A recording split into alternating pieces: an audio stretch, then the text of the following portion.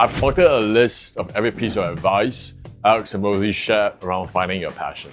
I'll be testing all of them to see what worked and what didn't. We'll find out at the end if I actually found my passion. Starting this off with this tweet. The easiest way to find your passion is to think about what you spend time on. Then think about how much money someone would have to give you to stop doing it forever. When you find something that you rather die than live without, that's what you should do the rest of your life. So here's my list. And this took me some time to actually create. Amazon FBA, $5 million. Amazon Ads Agency, $5 million too. Crypto, $25 million. NFTs, $25 million. Crypto fund, $25 million. Going back to the army, yeah, I would pay them a lot of money. Then I'll go back again.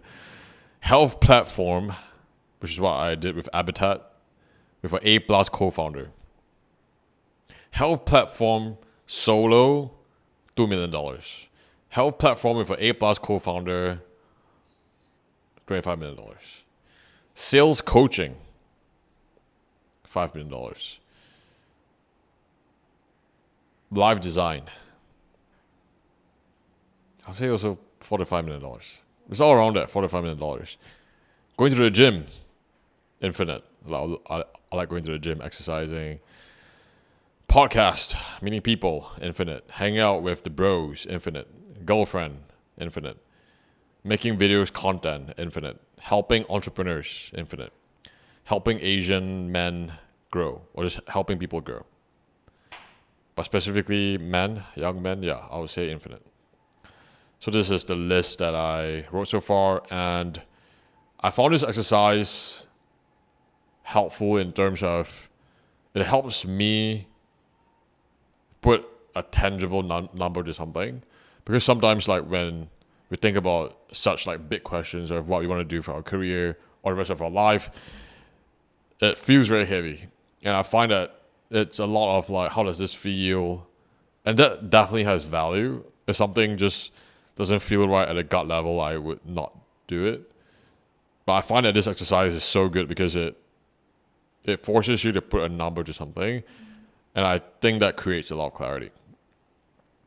Hey, so my score for this is that if you are trying to figure out what your passion is, you should definitely try it. You should definitely try this exercise. Take down a piece of paper. I did it on Apple Notes. I just wrote down a list of things that I considered, and then I put a number to it. My list was actually way longer. I cut it down to the main things for this video. But yeah, take your time. It took me actually a while to create this list. So that's the first point. What would you say was the most surprising on the list? I was surprised how low the number was for Amazon FBA, because just to give some context, like I used to run this Amazon store, and I had my own brand, private label a product, and I had a warehouse in China and in the US, and I initially thought that I wanted to build like the next big supplement brand or like clothing brand, like Gymshark or something. But the more I build it, which is interesting, like because I'm very interested in health and fitness. But the thing is that when you start building it, your interest and passion doesn't become your interest and passion. It just becomes work, because you do a lot of things that are not that. You have to learn how to manage cash flow, accounting, and the whole host of things that comes with building a business. And yeah, I just think that it was a lot lower than I thought. Okay, so the next one. So I'll play this video first. I can promise you that if you're good at something, you'll like doing it. And the only way that you get good at something is by doing things that you suck at and doing a lot of it. That's where I think one of the fundamental fallacies of young people is, who are trying to pursue careers, is that they think they should find the thing that they love and really like do something that interests you, and then do it a lot. And then by developing skills, you will enjoy it. Yeah. So I actually tried this when I dropped out of university. I was more at that point in time, honestly, like real, like fueled more by like just anger and a little bit of shame of I just hated my reality at that point in time. Just felt like I was stuck in university. I was still pretty much living off my parents. I felt like even if I graduated with amazing grades, it just didn't lead to the life that I wanted, right? And I was also going through like a tough relationship at that point in time. My health wasn't bad, but I definitely wasn't the best. And I just wanted to escape like the reality I'm from. So it was just like way less painful to work on acquiring skills and changing all my habits that I had. So what I knew was that I wanted freedom. I wanted something I have ownership of. I wanted something that I could control my growth in. So how the output of it, the outcome of it was largely determined by me. And so I picked like online businesses and I played around with a couple of online businesses like agencies or drop shipping, starting a brand on Amazon, Shopify, and a whole host of things like affiliate marketing. And I ended up going deep into Amazon. And my thinking at the point in time was I didn't even think about all these things like interest or passion. I was just thinking, let me just get so fucking good at Amazon, specifically Amazon, and the wider skill set would be e-commerce. And I had a certain amount of money that I wanted to make so that I could like get my own apartment, move out of my parents' home, become more independent, more self-respect, self-trust, like the whole host of other things. And I eventually did, through building it, I definitely enjoyed more because I'm more skilled at it and I could provide more value whenever I meet people in business events or even within like my own family. I could be in a better position to provide for sure. But I would say that one challenge that I faced was the interest has changed over time. So like I was very interested in health and I had this like health brand. So we did like pain relief. So we did pain relief products for people with chronic pain. We grew it to like 100,000 customers, made a couple of $1 million in it. And my interest in that like shrank a lot the moment I hit certain financial milestones. And it took me a while to really just like get a sense of, am I deciding to stop this because I don't want to do the boring work, I'm escaping from it? Or is it because this thing has served its purpose and I should move on and do something else? I think that took me some time to figure out. So I think like, this video is obviously just a short and I'm sure there's so much like nuances to this, right? But just for the purposes of this video and to take this advice black and white, I would say that there's definitely nuances to it. Yeah, there's definitely nuances to it. So it definitely works. Like my verdict is that it definitely works, but you gotta also be self-aware of like things can change and things move, and your interest changes as you grow. Your responsibility changes as you grow. Like life just fucking happens, right? And yeah, so that would be my take on this second one. What advice would you give your 20-year-old self on what skills to pick? To have more confidence. To have more confidence and not to feel so bad for quote unquote like leaving everybody behind. Because that sounds so fucking heavy, right? Leave everybody behind. But what does that actually mean? It's just, if you break it down, it just means that people in your life don't necessarily like the version that you're growing into, and they feel like they are left behind because the person that you are growing into most likely wouldn't connect with them on the same level. And I think people are afraid of that change of relationship dynamic.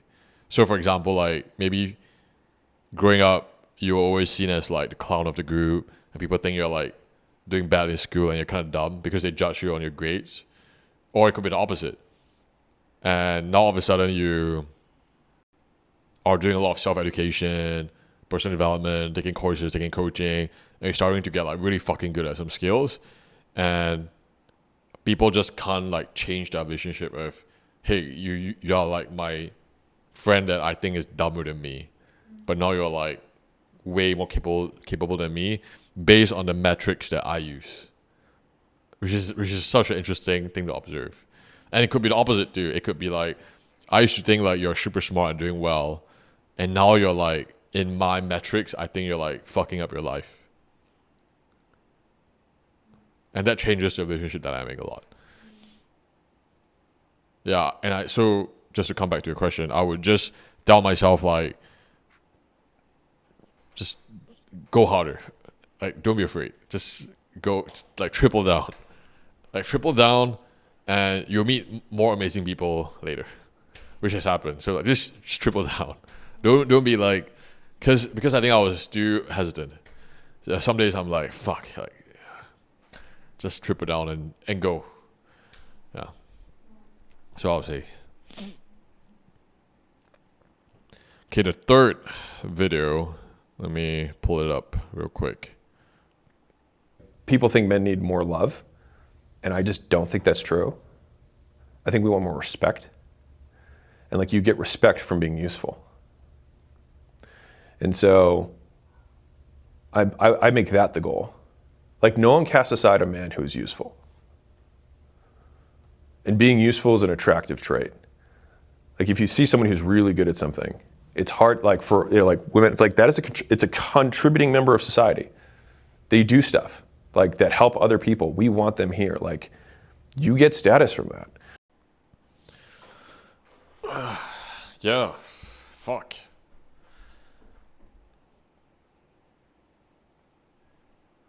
I think there's a strong like reframe of substituting the word value, because that could seem very heady sometimes, with just like being useful. And I definitely do relate to that as a guy. And I found that when I feel like really useful, and that could be things like contributing to family, like being able to provide a life that we want to have, like staying in this amazing apartment, travel without thinking about the money, go to restaurants, and to do it at my own terms without, let's say, relying on like your family as much, so that they have less leverage on your life. And also on the work side, to contribute to your team, right? And whether you're a CEO or you are an intern, I think just like being able to contribute to your team and being useful, I find quite a good reframe for me. Yeah, so I'll say like his take on this, it's such a good reminder for me, I think. Like, is this useful or not? Like, am I getting closer to like my thing? And also, is this more useful for my team, people around me, and my family? It hits me better than just like thinking about contribution. You know, and the thing with being useful is that you have to be useful to something, right? And usually it's useful to others. So in a way, you have to develop skills to be more useful to other people and serve them better. So by extension, you're obviously doing a lot of contribution. Yeah. What would you say is the connection of being valuable versus being useful? Yeah, I give this so much thought, like how people talk about you want to lead a meaningful life, right? You want to contribute, you want to be of service to others. And I find that sometimes it gets like very heady for me. And maybe it's just like the way I interpret it. Maybe someone else who watches this video will be like, yeah, you know, like I got it the first time. But I find it so like just me trying to find this like big esoteric thing of like how I can contribute to humanity, which sounds so heavy, but you're just like a dude. I think there's this quote of like, you're just a monkey on a planet. And I find that just me seeing it as Like me not like judging myself, like, is this thing contributing in this second with this like big bar, and just seeing it more like, okay, is this useful to my girlfriend? Is this useful to my mom? Like, is this contributing to my team? Is this skill useful in my life right now? Right? And as long as I'm directionally closer, and I get directionally closer and closer and closer and closer, and just like keep iterating, I think that has worked well for me so far. That's worked well for me so far. Yeah, versus trying to find this like a perfect pitch all the time, right? Or like a perfect goal. It's just to take more kicks, and each kick I do like small iteration, learn, iterate, and improve. I should think that is, just to digress a little bit, like it's actually, like, I should think it's a fallacy when people say like it's all about repetition. Because if you repeat the bad things, then you're just repeating the bad things. I actually think it's like iterations. So you want to do like, I think it was Naval that also touched on this, like how you want to do 10,000 iterations instead of 10,000 hours. Yeah, so a lot of people use 10,000 hours right now because of, what's his name, Malcolm Gladwell. But I actually think it's more like iterations, which is way harder to do. It's easier to do the same thing 10,000 times, right? It's much harder to do like the iterations because there is an act of reflecting each time. Yeah. Now I'll go through some things that Hamozi shares about like the fallacies of finding passions. You create passion, you don't find it. And you create it by being willing to suck for a very long period of time until you get good. And then when you get good at stuff, you tend to like it. One. The second fallacy was that is the perfect pick, is that you're going to pick the perfect thing the first time. Life is long. People change career directories more now than ever before. And so I prefer the process of approximation, which is, can I just get directional and then iterate? And so it's like, okay, do you like words or do you like numbers?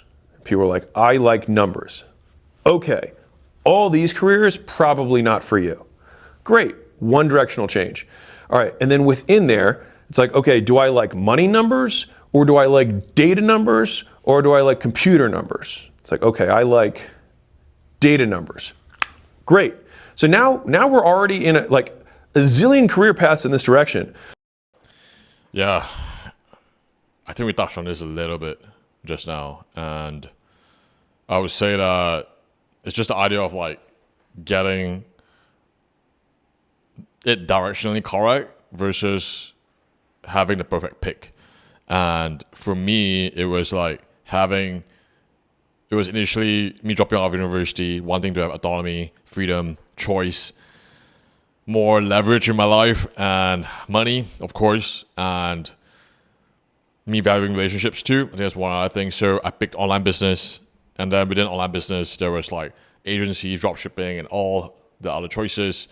And then I narrowed it down to like drop shipping on eBay, and after that, Amazon private labeling, then Shopify, then branding, and after that, I started Habitat, which was this like, yeah, for those of you who don't know, is this health platform where we help diagnose people's root health causes and help them to build habits. So it started with like just coaching, like me coaching and then hiring coaches, and then it started to get into this like platform and then this SaaS company. And through both these experiences, I realized directionally like where I like more and where I hate more. And there's so much nuance to this. Like, so for example, with Habitat, the health platform, like I love client acquisition, I love the branding, I love the strategy, I love working with like ambitious people, but I hated like wearing so many hats for such a long period of time when the business was growing at scale.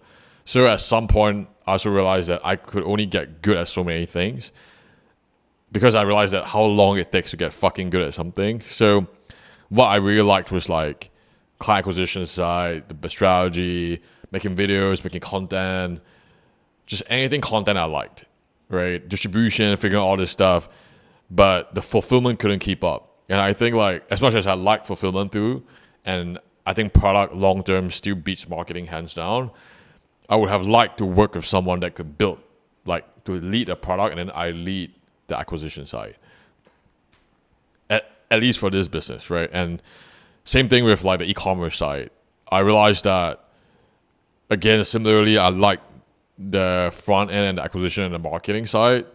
And of course, I could do operations, I could do the other things. But at some point, like to scale, I needed to hire out and to get good at leadership, which I didn't even know was a thing that I needed to get good at when I was growing these businesses. Which seems a bit obvious right now, but okay. So what I realized I liked is, and I wrote down some stuff here. I like media a lot, video content, written, podcasting, graphics, graphic design. I like reading people. I like human dynamics. I like relationships, right? I like business strategy. I like working and connecting with very ambitious people, kind people, people who are doing things that are useful or in service to others. Like I really like those people, and it could be any niche. It could be anything from pain management relief to aircon servicing to like pool cleaning. Just something that people are just like ambitious as fuck to like do something there and to grow. Yeah, I definitely like. So I think my verdict on this advice from Hermosi, or like this fallacy that Hermosi shared, I think is like super valid. I definitely align with it. And it's so much easier to have an approximation and getting closer directionally. And this also requires you to be able to like drop something the moment you hate it, right? So a lot of times like people, let's say, sign up for university and a year in they realize that this is ass, but they still stay on when they should just like drop it. So yeah, that would be the first fallacy that he shared. Do you think everyone has to make mistakes in order to find their passion, or is there a way around it? I'll answer this based on what I see the current society to be.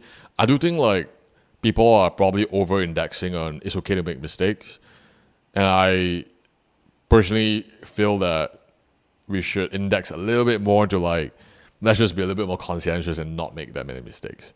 Right? And I love the analogy of a pilot. It's like, will you take a flight if they say that they have a 5% chance to crash a plane? You won't, right? But on paper, it's like a 95% success rate. You only take the flight if they've never been in a crash. Even one crash that makes the news, you're like, oh my God, this flight is, I'm never taking this airline ever again. Like my mom is like, I'm never taking this airline ever again. And the thing is, because like how do they prevent this? Then the question is, how do they prevent this, right? So pilots are known to quadruple check like every single thing. They have multiple pilots. And I do think like people not nowadays could just be a little bit more conscientious on like, let me just double check. I don't need to make this mistake. I could double check that. Right? So there's this side of things, and then there's the other side where no matter how many mentors and coaches and like things you do, some things you just gotta experience. Right? It's like the whole idea of learning how to ride a bike by reading tons of books, or learning how to do a sales call by reading tons of books on sales. Both is the answer. Like go and do 100 sales calls and then also read books from people who are like amazing and then get better at sales. Yeah, so that would be my take. Okay, last fallacy that he shared. Let's play it. It's the fallacy of the perfect pick. So people think when they're starting out, one, that they should find something they're passionate about. Two, that the first thing they pick is the last thing they're going to do for the rest of their life. And I think both of those are false. So we'll start with the first one.